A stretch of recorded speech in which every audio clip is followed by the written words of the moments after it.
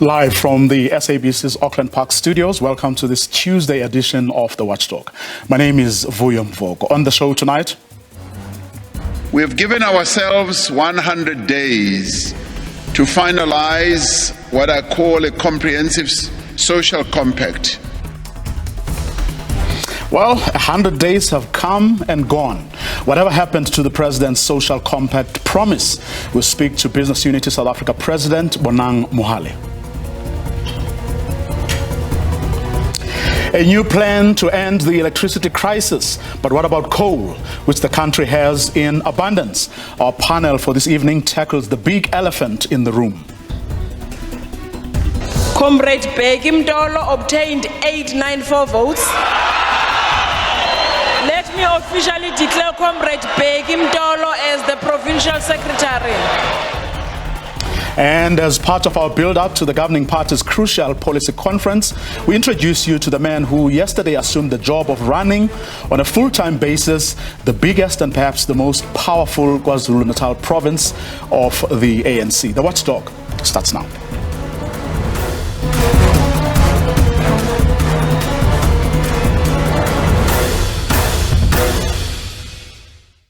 South Africa needs a new consensus. A consensus that is born out of a common understanding of our current challenging situation and a recognition of the need to address the challenges of unemployment, poverty, and inequality. The state must create an environment in which the private sector can invest and unleash the dynamism of our economy. But equally, it is also an environment in which South Africans can live a better life and unleash the energy of their capabilities. This should also be a new consensus which embraces our shared responsibility to one another as South Africans, and acknowledges that we are all in this together. And together we must find solutions that will take our nation forward. As the social partners, being government, labor, business, and community-based entities, we are working to determine the actions we will take together to build such a consensus. We have begun discussions on what trade-offs are needed and what contribution we will each need to make to take this country forward. We have given ourselves 100 days to finalize what I call a comprehensive social compact to grow our economy, to create jobs, and to combat hunger. Well, 166 days later, there's still no social compact. The government, civil society, organized labor, and organized business seem to be far apart. For some perspective, we're joined by Professor Bonang Mohale, who is the president of Business Unity South Africa. Good evening, Prof. Thanks very much for your time. More than 2 months have lapsed since the deadline that the president set for himself and the rest of you. Do you know what has been happening? Mvoko, thank you so much for having me. Let me start first by acknowledging the most incredible feat by Banyana Banyana. 26 years later, they are now the African champions. Desiree Ellis, the best coach for the second consecutive year, in fact the third, the goalkeeper for the second consecutive year, and indeed no less than 4 of their players have now made it onto the global list on their 6th attempt. We needed this good news because at the moment the country is so deep in a hole that any good news was going to be quite useful. The social compact, I think we are soon going to be remembered by our children as a generation that set itself targets that it had absolutely no intention of meeting. When we met with the president on the 29th of January this year, we committed as Business Unity South Africa on 6 things that we are going to do with or without government's permission, better with their support than without. And we said we needed bilaterals, and in 100 days would have delivered clear, measurable outcomes. We're going to spend 1 trillion South African rands of the 3.2 trillion that is required. The president on his State of the Nation address announces 100 days for a social compact through the NEDLAC process. As business, we quickly committed ourselves to meeting that target, working very hard with the president. We committed 3 of our executives to work with the presidency to make sure that at NEDLAC we deliver this. I think it was General George Patton who reminds us that great wars are won by good execution, not great plans, because good execution will save even a mediocre plan. What South Africa has always suffered from is just its ability, its capacity to do, just execute. We are doing that worse than anybody else. Vuyo? Where lies the problem, Prof? Well, I think the problem lies in the fact that we are not serious about the commitments we make. We make them for the sound bites. We don't follow them up with resources, with final accountability, with absolute deadlines. Who is going to do what by when? Yesterday was a good example.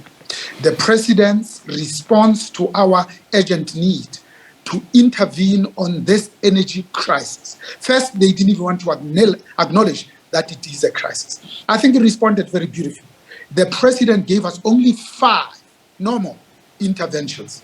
And the president was very clear that I think for us to fix this energy crisis, number 1, these interventions are aimed at improving the performance of Eskom's existing fleet of power stations. Number 2, he said we needed to accelerate the procurement of new generation capacity. Number 3, he said we needed to have an intention to massively increase private investment in generation capacity. The 4th, he said these are designed to enable businesses and households to invest in rooftop solar. Lastly, he said these are directed at fundamentally transforming the electricity sector and positioning it for future sustainability in the short term, whilst to focus on this notion of long-term resilience, because surely resilience in Africa must be much more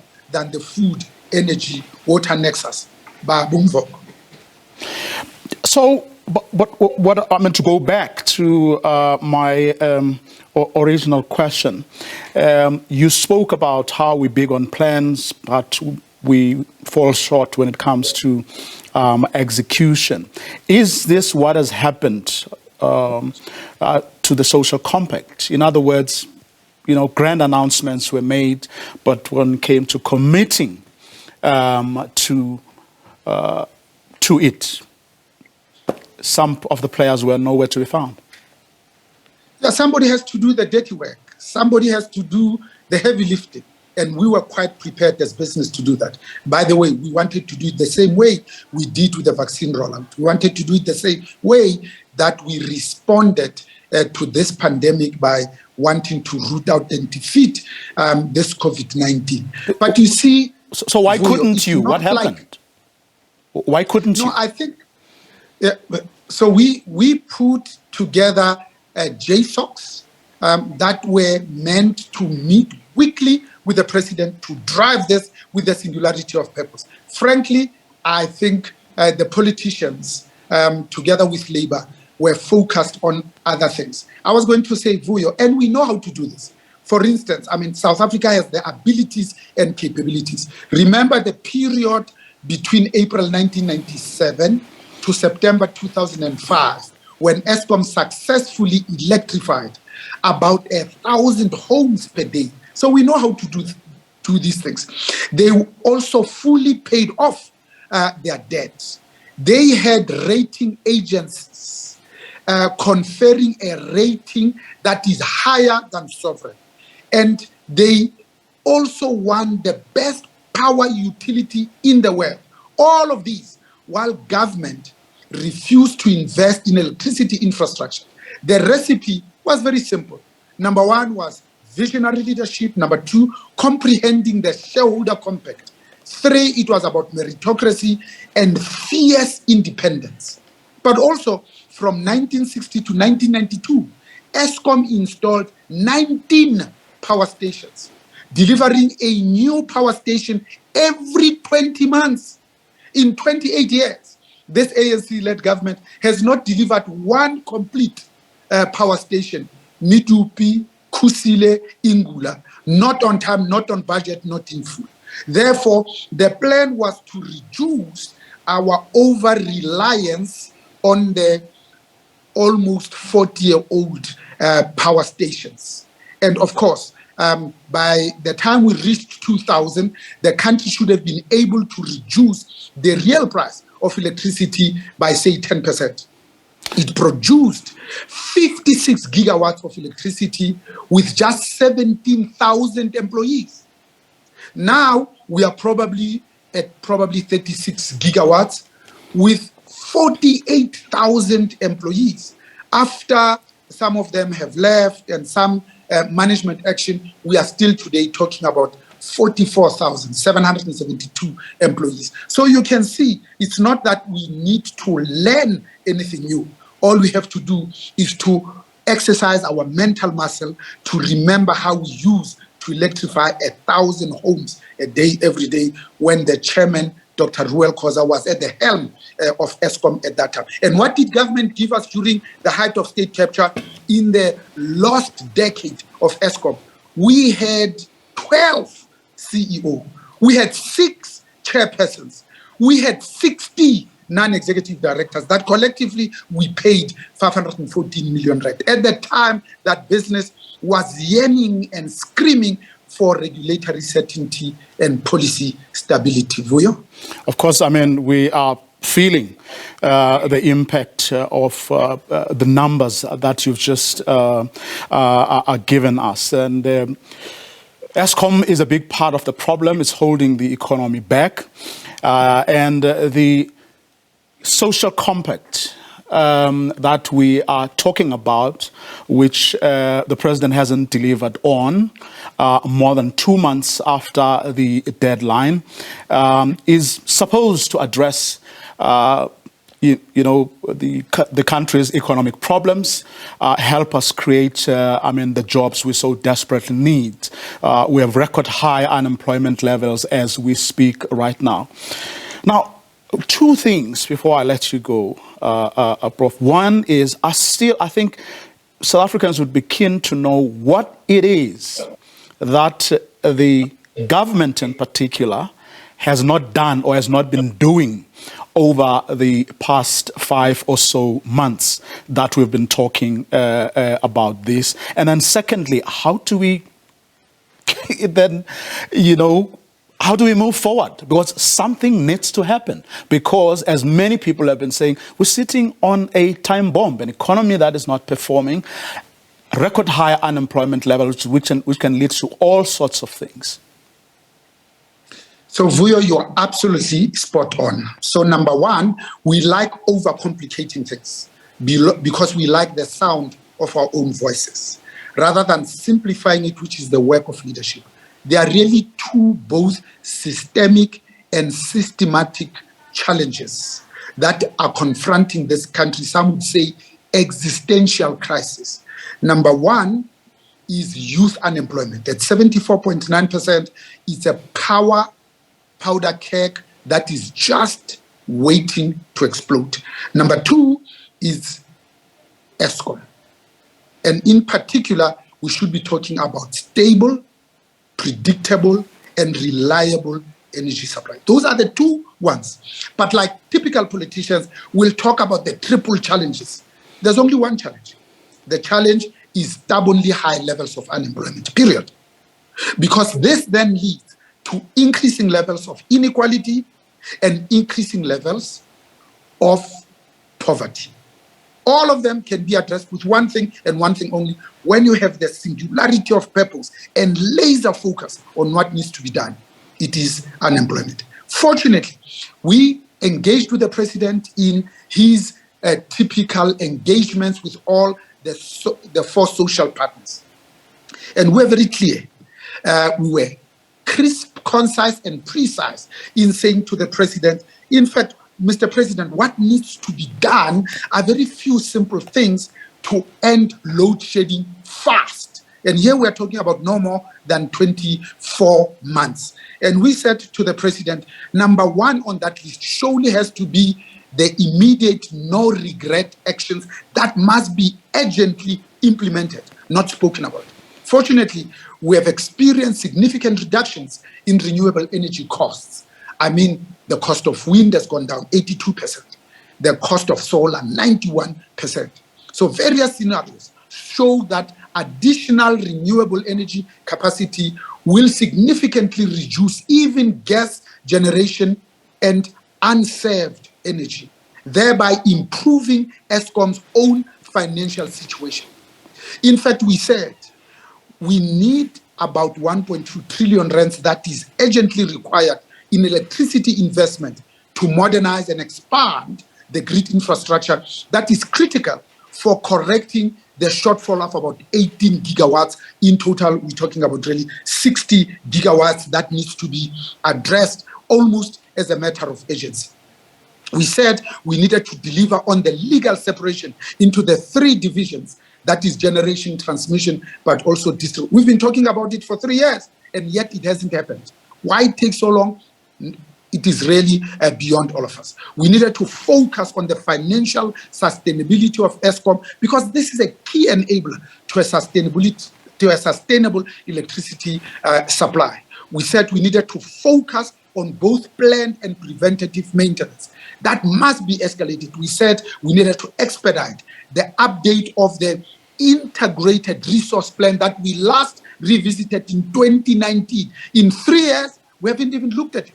So we needed to entirely remove this artificial cap of 100 megawatts when we were sitting at 1. And I'm glad that the president has responded positively to that, to say it's going to be removed totally. Because when we're in crisis, you'll get energy. It doesn't matter where it's coming from. We've been at bid window 5. We are now talking about bid window 6.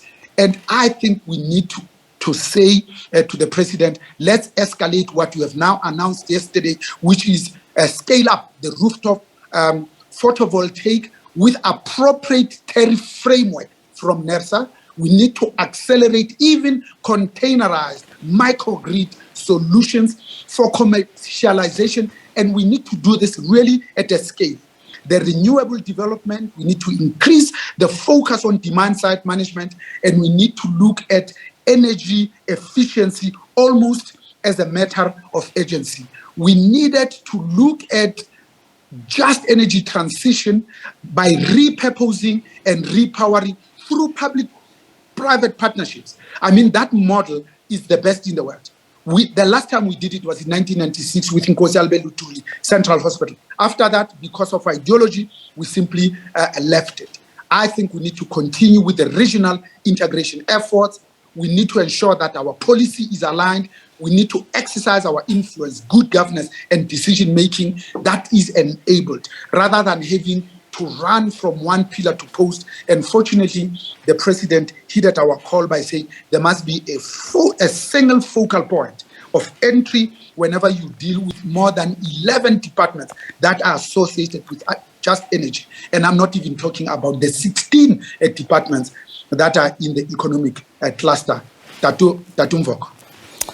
Professor Mohale, let me thank you for your time this evening. Quite eye-opening, but I'm afraid in so many respects it doesn't give a lot of people a great deal of hope given the history and context you have just given. But thank you. Till we talk again. Business Unity South Africa President Bonang Mohale, of course, going back in time. The conversations that they have been having with the powers that be, the things that have been done or not done, and as I said to you, not a great deal of hope on the back of what was announced yesterday. The obvious question now is whether, in fact, we will be, or the powers that be will indeed be able to deliver on what was promised yesterday. Only time will tell. After the break, is the door effectively closed on coal as part of the solution to the country's electricity crisis?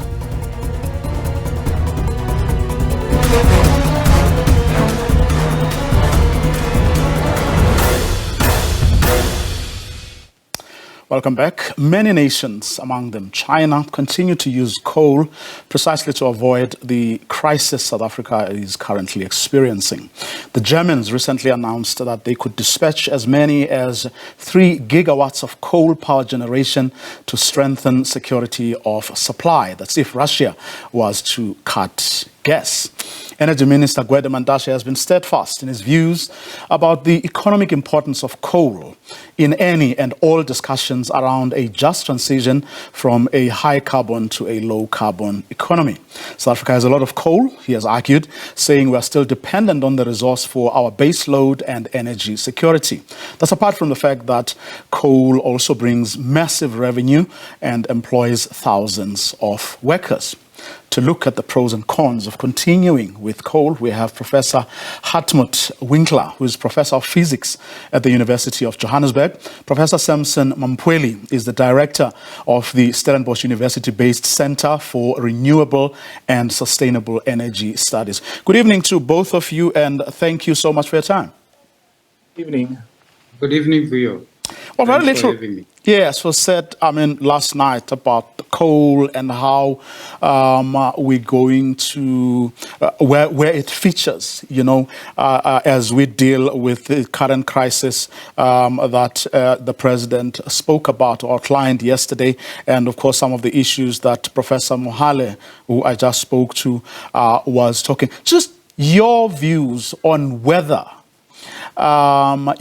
coal is, or should be, part of, the package of solutions that we should be thinking about right now as we go forward. And I'm saying this on the back of, as I said in my intro, reading stuff about what your Chinese and your Germans, for instance, are doing or intending to do.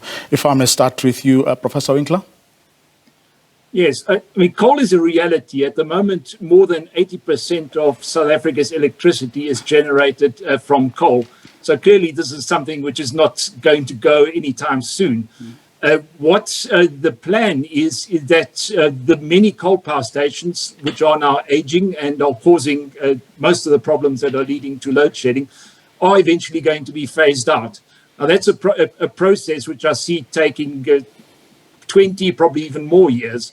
Bear in mind that Kusile and Medupi are effectively brand new, even though they've been causing a lot of trouble as well.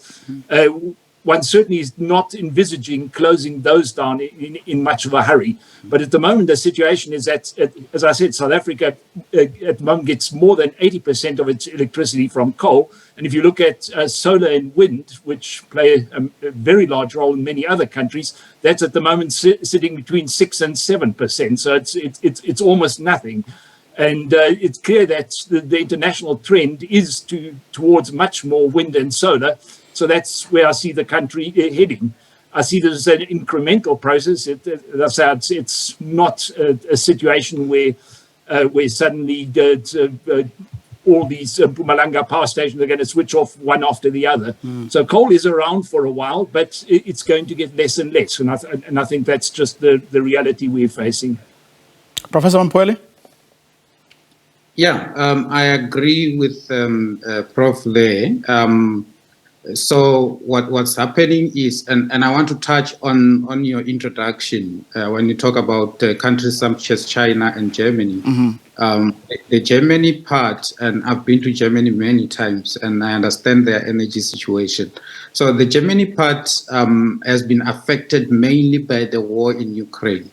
And I've always advocated for the energy independence so that we don't depend on external countries or external factors that much. So, and this is something that Donald Trump tried when he became president of America.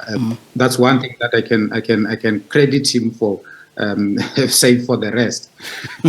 So when it comes to the future of coal in South Africa, we've got an energy plan, which is the integrated resource plan, that is basically outdated.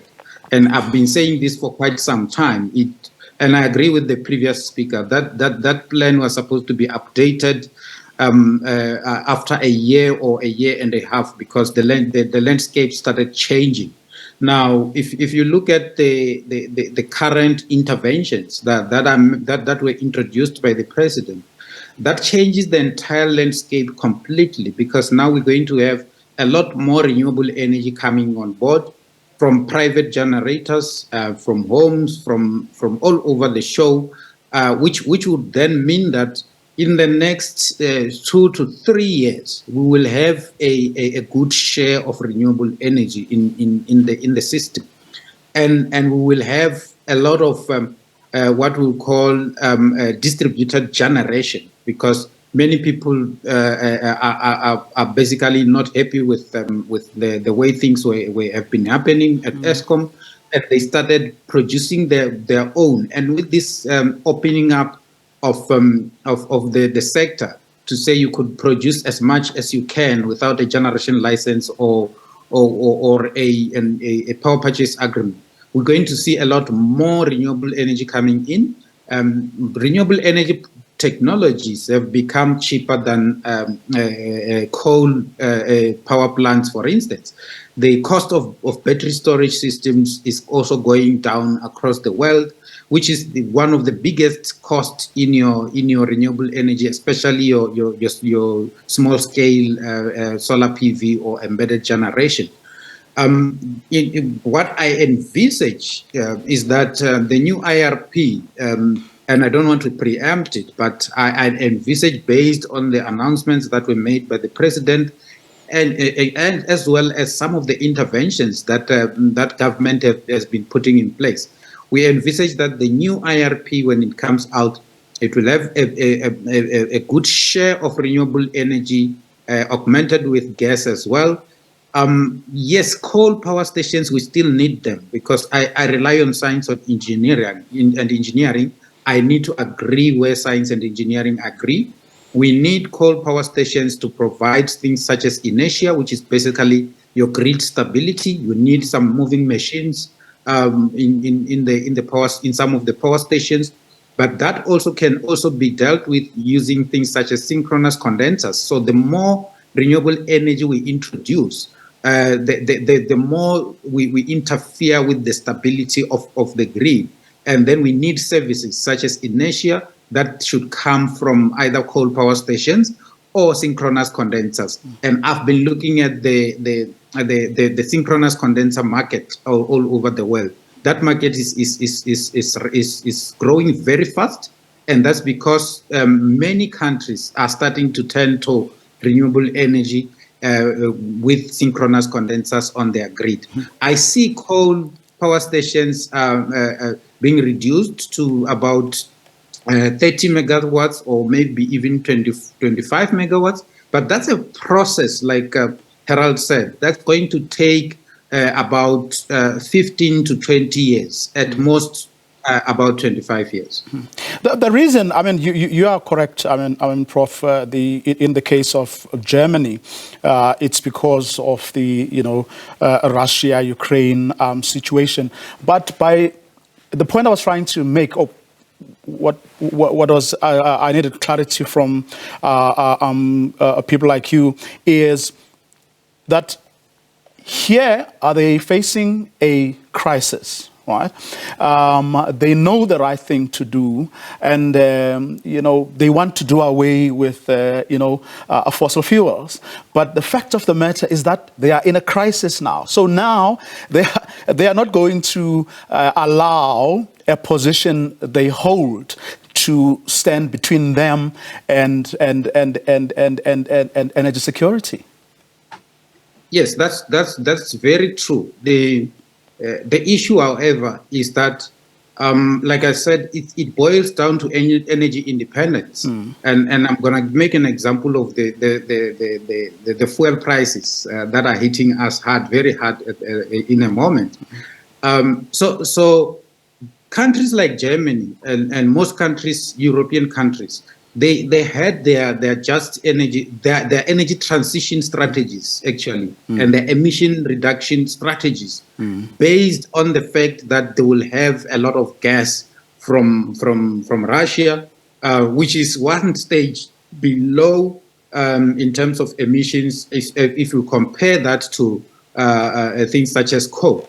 And now they find themselves in a very difficult position, in a crisis where they need to start looking at where can we get some of the energy, because they're not independent when it comes to energy, and they're now turning to things such as coal. By the way, I've had engagements with a lot of European people, and most of them are telling me that the war in Ukraine is actually pushing the European countries to install more renewable energy than ever before, than at a pace that has never been seen before. So this thing of coal, it could be a very temporary kind of a solution that they're looking at. In the main, they're busy with big renewable energy projects. And I've seen some of them in countries such as Austria, by myself, for instance. Okay. Coming back to energy independence, if you look at the impact of fuel prices on in South Africa, and the impact due to the war in Ukraine, it boils down to the fact that we don't have energy independence, and Africa has got resources. Why are we not tapping into the resources in the continent for us to have some form of regional energy independence? Instead, we're sending some of these resources abroad. Well, he mentioned Botswana and Zambia. Professor Winkler, I mean, what did you particularly like about from the president's speech last night, that which you think is going to take us forward perhaps quicker and in a very elaborate way? Yes, I think the most important thing is that he's announced that the current round of new renewable energy projects, which was supposed to bring 2,600 megawatts on the grid, is going to be doubled. So effectively, they're taking the round which normally would have come 1 year later and bringing that forward. All these rounds, by the way, are at the moment delayed by 2 years. So, and that's also part of the reasons why we are having problems. Those stations which are now being promulgated, that will only come online roughly in 2 years' time. Had this happened on time 2 years ago, these would be coming now and would be assisting us a bit further. So I think that is a good point. Another potentially very good point, I think, is this idea of setting up a police unit to deal especially with cable theft and sabotage and those sort of crimes. If this is done well, I know very often these sort of bodies are not that successful, but if this is done well, it could really play a big role, because I am convinced that quite a lot of the load shedding is, at least in part, due to some sort of whether it's direct sabotage or whether it's a result of theft of materials. It certainly makes the situation worse. So that I think is a big plus as well. I think by and large, I think everything the president announced is what his advisory bodies have been telling him. So I think I'm fairly happy. I can't think of anything in particular which I would have done differently had I been in his position. It's really a summary of what he's been hearing from everybody around the board. Now, some of these interventions are really not going to make much of a difference at all. Like you mentioned, this idea of getting power from Botswana and Zambia. In reality, those countries are also quite short of power, so it's only going to be in relatively short time spaces that they might be able to provide something, and that's certainly not going to be very much. But I guess all these little things put together can come up to something. The key is really how quickly do we get new power stations set up, and those would have to be a renewable power station. Anything like coal or nuclear is likely to take of the order of 10 years. And we've seen this with Medupi and Kusile, which have taken even longer and have turned out to be far more expensive than was predicted. With the solar and wind plants, we know how long it's going to take. It takes 2 years. And especially now with these various regulations, which are going to make it the red tape shorter, and it might happen even quicker than that. But we are still looking at another 2 years of a very constrained electricity supply. After that, it will gradually get better. So people certainly shouldn't be under any illusion that the fact that they're going to be advertising for more engineers to join Eskom, that's going to make a huge difference. It won't. We'll still be plodding along with load shedding for a couple of years. Quick last word from you, Professor Mampwele. Do you agree with Professor Winkler, or do you think he could have said one or two more things? Yeah, I agree with Professor Winkler there. I think what the president could have done also to add is to emphasize more on the demand side management and energy efficiency. He has mentioned that kind of in passing. Where I think we can do better, and where I see the risk in the whole plan is on the environmental aspect. Even though the minister has started with regulations to ensure that we lessen the time that it takes for environmental authorization to be issued, I think what we could have done was to look at a situation where we do strategic environmental assessment using existing regulations that allows that to happen. And develop and basically populate new renewable energy development zones based on the new strategic environmental assessment. Then when people start to look at development of those particular zones, then it shortens the time that it takes for environmental impact assessment to take place. I think that the risk is on environmental people taking the government to court when they want to change environmental regulations. And I've seen this because I've attended the briefing by the minister when she was briefing the people in the sector. There was quite a lot of unhappiness. Well, we're seeing that with the oil and gas situation in the Eastern Cape and other parts. Let me thank both of you for coming through this evening. Thank you. Thank you very much.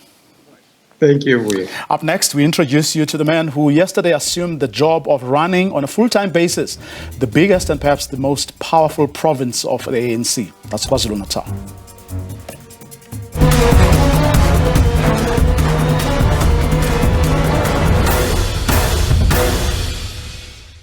Comrade Bheki Mtolo obtained 894 votes. Let me officially declare Comrade Bheki Mtolo as the provincial secretary.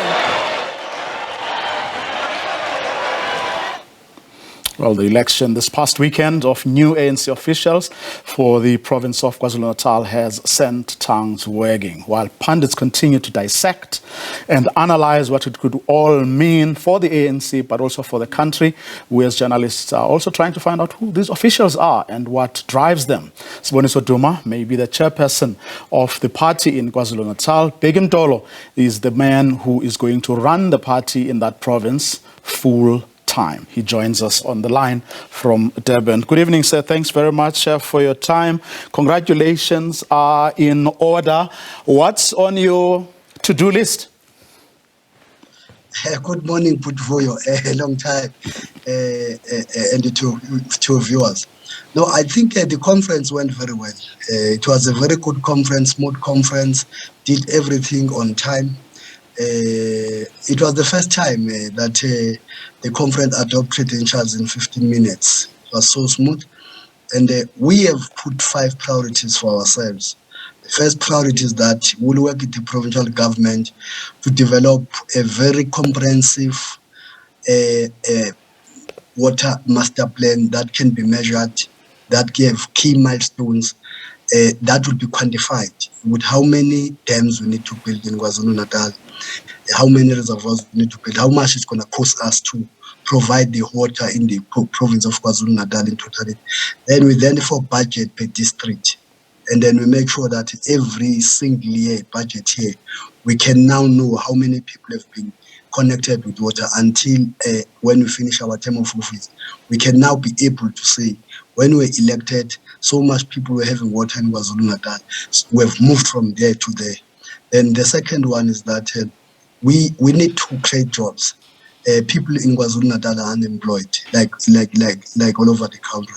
But we have a conference discussed, and we agreed that intervention and the deliberate support on small medium enterprises, SMMEs, will be key in our drive for economic growth, but also for job creation. We will have to make sure that SMMEs are supported because they create a lot of jobs. But we further said we will work with the Department of Transport through the Premier and the MEC Ngonyin and all municipalities, that township roads, for example, you don't need to bring a big company and big machines. You need to just employ the local youth and pave those township roads so that young people, they can go out and work. We also said we must prioritize the access to primary healthcare, especially to the rural outskirts of KwaZulu-Natal. We must quantify how many clinics we want to build.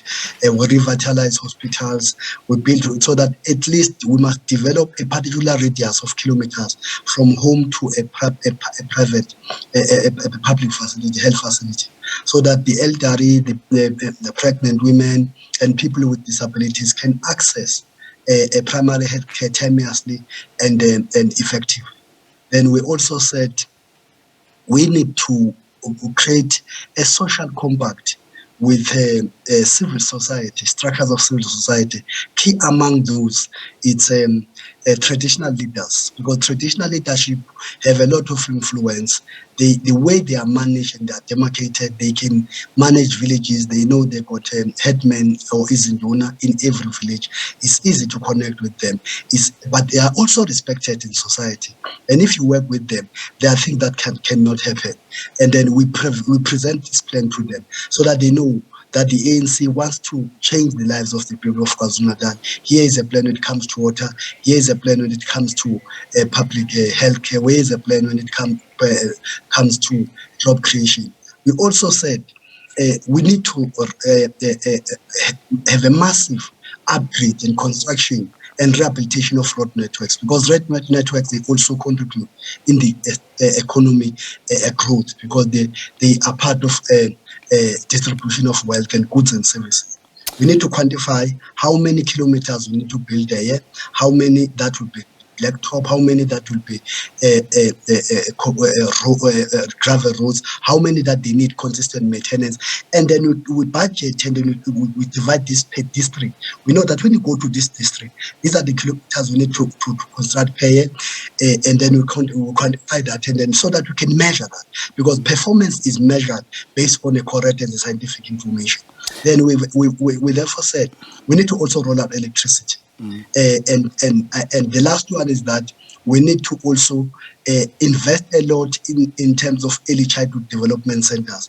Then Department of Social Development and Department of Education, they must work together and make sure that they establish and then they have a deliberate program in terms of connecting early childhood development centers with primary and secondary schools. And then we therefore build a lot of primary schools and secondary schools and early child development centers. Because we've agreed as a conference that a child that is attended in early childhood development program is not easy to drop out from school. Then if a child goes at an early age of 2 to 3 years, start to undergo an early childhood development program, it's not easy for that child to drop away from school. But he gets get a particular training, then it's not also easy to not perform well at a high institution of learning. Because amongst our problem that we face as a country, that while the unemployment is there, but in some areas, if we can attract investment, we can build a big factory, we'll find that locals in that area, they don't possess necessary skills that the firm needs to run its own operation.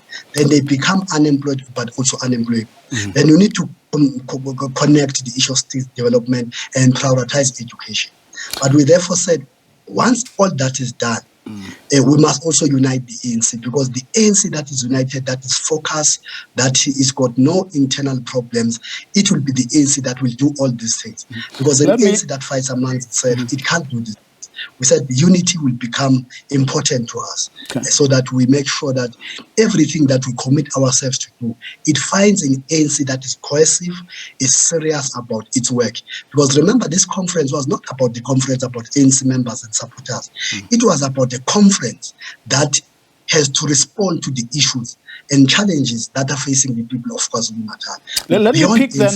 Let me pick up on a couple of issues that you raised. I'll start with the one of a social compact. I don't know if you watched my first interview with the president of Business Unity South Africa, where a social compact between business, labor, civil society, and the government that was supposed to have taken 100 days from what the president promised in his State of the Nation address. 166 days later, they are nowhere near a social compact. What is it that you think you're going to be able to do that which your president and his cabinet have not been able to do? I will speak for KwaZulu-Natal, Budvuyo. Please forgive me. I'm not going to be on national issues. My jurisdiction is very simple. We are responsible for KwaZulu-Natal.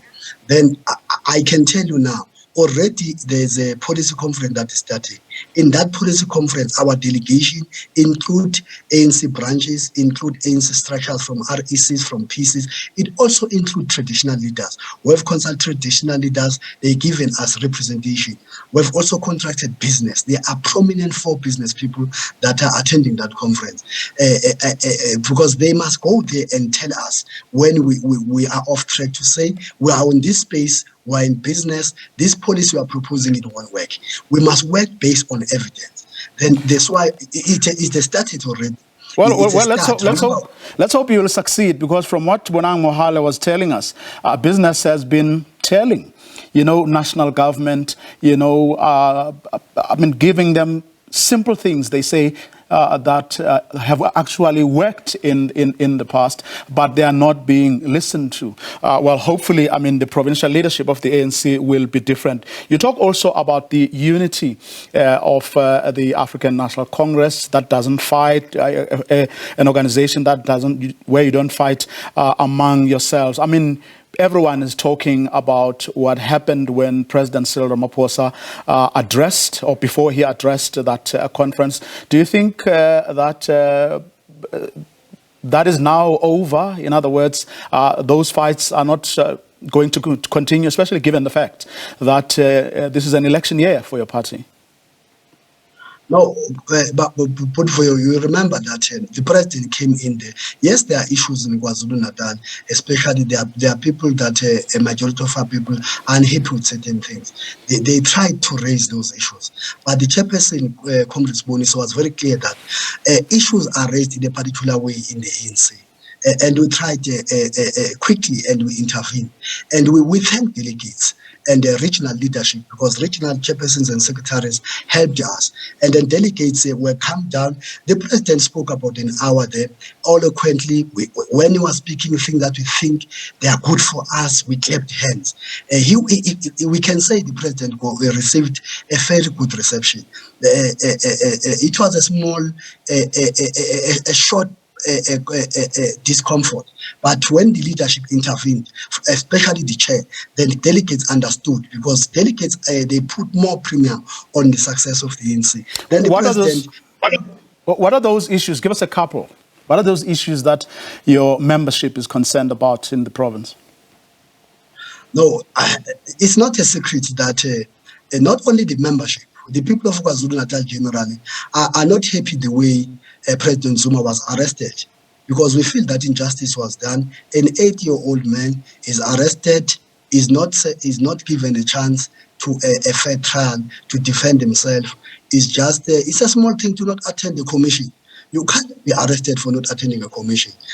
This is our view. But what are they angry with? Because, I mean, the president, who's also the president of your party, has, I mean, can't interfere in matters that are being handled by state law enforcement agencies. Yes, but for me and you, we can understand that. But the mistake of thinking that when we understand, everybody will understand, it's like not living in a reality. Me and you, we can understand that. But an ordinary folk there in a rural village does not understand that. They understand that government, they don't separate government with court. I can tell you many cases that government ruled against certain organizations.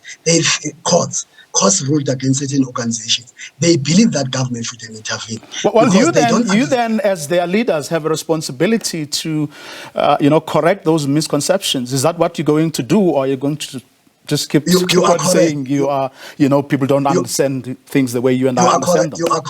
You are correct, but remember, the ANC leadership, it's a PC is 35 people of the 11 million people in KwaZulu-Natal.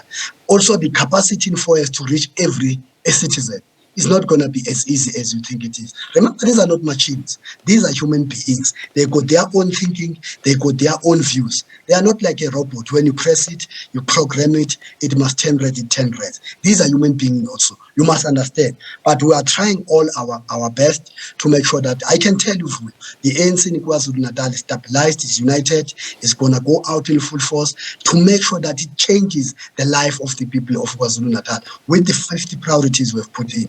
Give us just from now to 2024, even beyond 2024, you will see. Because remember, we're not doing this thing for 2024. The ANC does not exist for elections. We are not an electoral party. We are a national liberation movement. Our programs are beyond 2024. Some will happen before 2024. Some will happen after 2024, because we are not existing for elections. We exist to serve the people of South Africa and change their lives.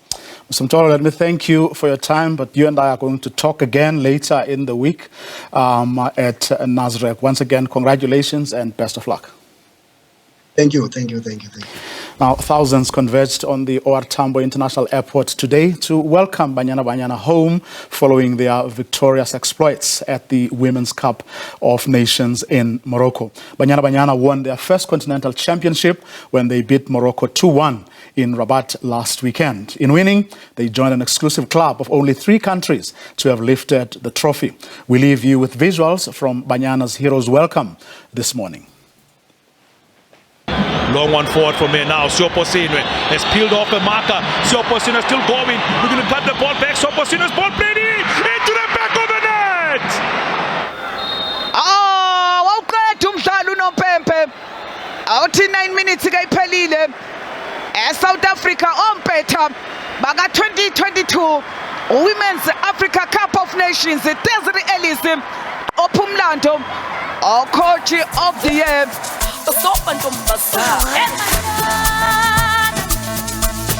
Banyana Banyana, Banyana Banyana, Banyana Banyana, Kimbogo. Banyana Banyana, Banyana Banyana, Banyana Banyana. Asa, semba style. Yo, ngibalanda ngiyibonga. Asa, yo, andilehla mini Kelly squad level hangra malepe chenin bande bambanani ba nukumato refilwe chani indamuhlalo Robin Mudali my dad